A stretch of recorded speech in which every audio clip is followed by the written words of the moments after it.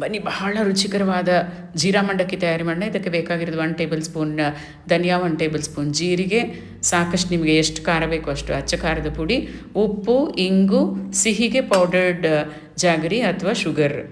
ಇದೆಷ್ಟನ್ನು mix ಮಾಡ್ಕೊಳ್ಳಿ. ನೀವು ಹಸಿಯಾಗಿ ಹುರಿಯೋದಿಲ್ಲ. ನೋಡಿ, ಕೆಂಪಗೆ ಎಷ್ಟು ಚೆನ್ನಾಗಿರೋ ಘಮ ಘಮ ಘಮ ಅಂತಿರುವ ಪರಿಮಳ ಇರೋ ಪುಡಿ ತಯಾರಾಯಿತು. ಮಂಡಕ್ಕಿ ತಗೊಳ್ಳಿ.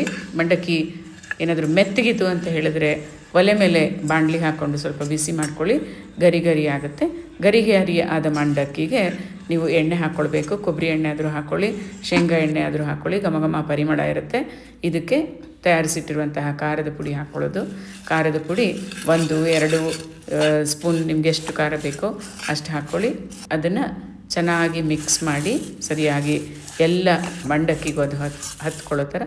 ಆಮೇಲೆ ಸಣ್ಣಗೆ ಹಚ್ಚಿದ ಈರುಳ್ಳಿ, ಸಣ್ಣಗೆ ಹಚ್ಚಿದಂತಹ ಟೊಮ್ಯಾಟೊ, ಬೇಕಿದ್ರೆ ತೆಂಗಿನ ತುರಿ ಮತ್ತು ಕೊತ್ತಂಬರಿ ಹಾಕಿ ಮಿಕ್ಸ್ ಮಾಡಿ ತಿನ್ನಿ. ಎಷ್ಟು ರುಚಿಯಾಗಿರುತ್ತೆ.